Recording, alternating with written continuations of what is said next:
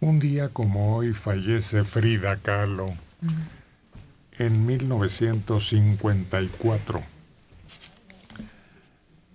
Magdalena, Carmen, Frida eran sus nombres. Había nacido en Coyoacán. Estuvo marcada por la tragedia y el infortunio porque muy joven contrajo poliomielitis. Después, en un grave accidente que la mantuvo postrada durante largos periodos, tuvo que someterse a 32 operaciones quirúrgicas. Su obra pictórica gira temáticamente en torno a su biografía del sufrimiento. Expuso sus pinturas en Francia gracias a una invitación de André Breton, quien la convenció de que eran surrealistas, aunque ella decía que esa tendencia no correspondía a su arte, ya que ella no pintaba sueños, sino su propia vida. Siendo muy joven, 16 años, estudiaba en la Nacional Preparatoria y conoció a Diego, que estaba pintando un mural. Resultó fatalmente herida en un accidente de tranvía y en su recuperación es cuando inicia su pintura mientras estaba postrada. 3 años más tarde presentó a Diego algunos de sus primeros trabajos y Diego la animó a continuar. Se divorció de Diego, con el que se había casado, aunque también volvieron a contraer matrimonio. En ese año ejecuta su obra Las dos Fridas. En la noche del 13 de julio de 54, fallece en Coyoacán a los 47 años. El día de su entierro, en un homenaje que le rinden en Bellas Artes, su féretro fue cubierto con una bandera del Partido Comunista, lo que le cuesta al director su cese. El matrimonio fue miembro del Partido Comunista Mexicano. La casa que la pintora habitó durante su vida con el célebre pintor fue donada por este a la nación y es ahora un museo que lleva su nombre. Él era Andrés y Duarte, el director del IMBA, y la bandera del Partido Comunista pues era un círculo con la hoz y el martillo inscrito, pero era de color blanco, no era de color rojo, como la bandera soviética. Entonces, pues se la pusieron brevemente en el momento que se le rendió homenaje, pero eso fue suficiente para que corrieran a Andrés y Duarte, se armaran.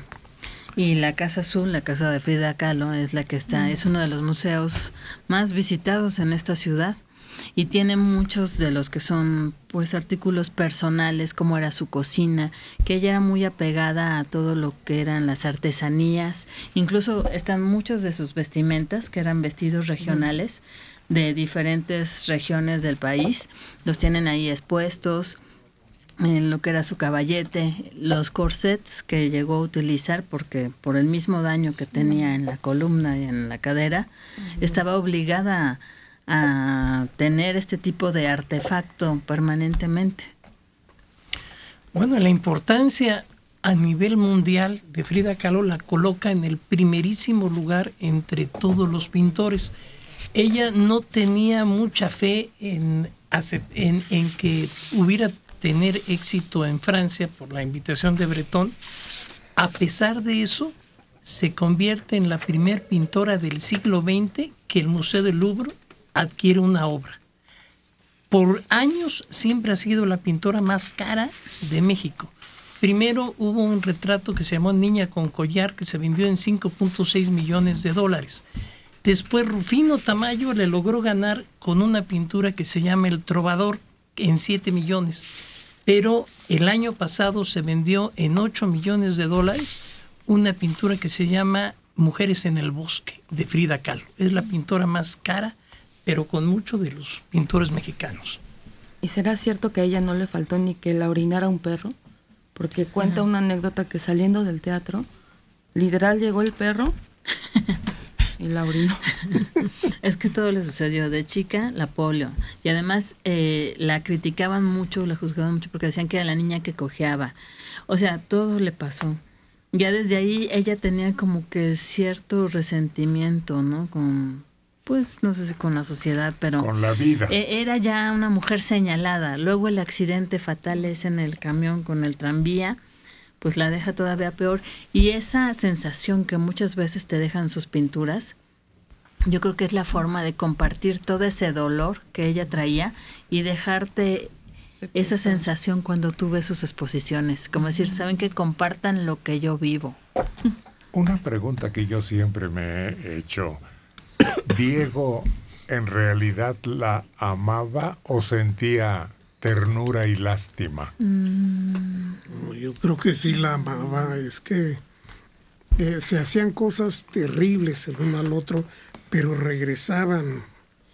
Me refiero a infidelidades, ¿no? Pero regresaban finalmente.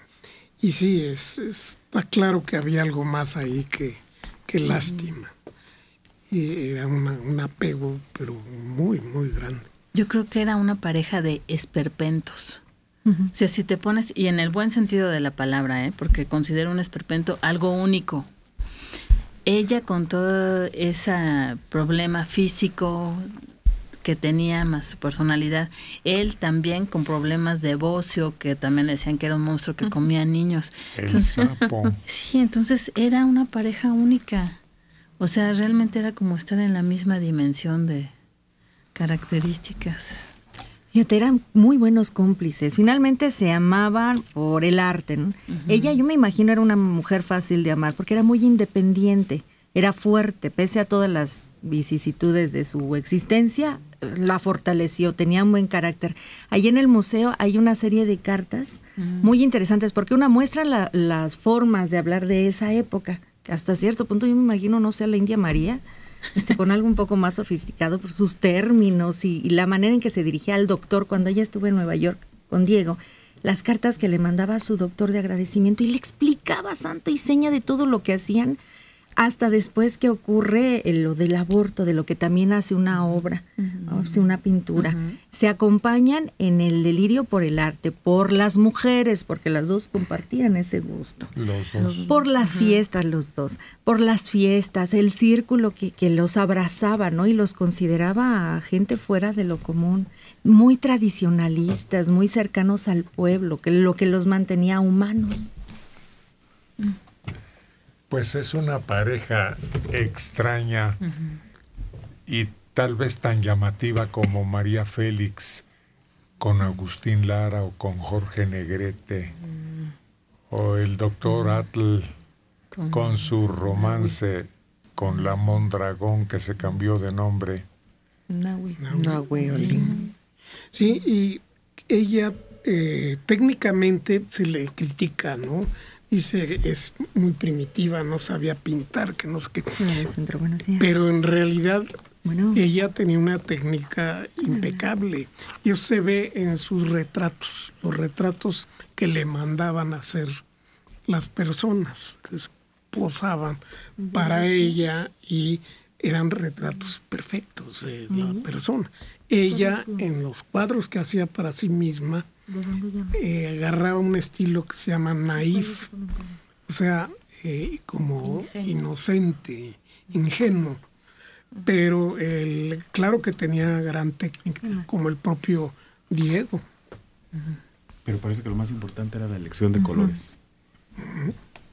Es decir, el naif no era propiamente naif. El naif consiste en la ausencia de perspectiva y escorzo. Escorzo es decir, es ver algo largo pero de frente y que dé la impresión de que es largo, que sí, eso es muy difícil de hacer. Entonces el naif se caracteriza por eso y por técnica de policromía, o sea, de muchos colores muy bien armonizados. Diego Rivera, él tenía una técnica tal que a los 17 años tenía Madonas idénticas a las de Rafael, el famoso pintor italiano. Diego Rivera es el único pintor que conozco que fue cubista, fue impresionista, hiperrealista, y después abandona la perspectiva para pintar como los códices. Utiliza una corriente totalmente mexicana, que es cuando lo critican y cuando dicen cómo pinta el año, pues como Diego Rivera, como de la fregada, ¿se acuerdan? ¿De dónde llama la Alhambra? Y fíjate que Frida Kahlo se ha vuelto ya una imagen internacional. Ahorita la puedes encontrar en muñecas, en ropa, figuras del mundo artístico de otros países la quieren adoptar, o sea, se unen la ceja para tener una semejanza con ella. Vas a bazares en estos tiempos, en el Distrito Federal o diferentes lugares, en todos los lugares te venden una muñequita de Frida Kahlo. ¿Y cuál es más recomendable de las dos películas que se han hecho sobre su vida? ¿La de Salma o la de Ofelia? La de Ofelia, sin duda.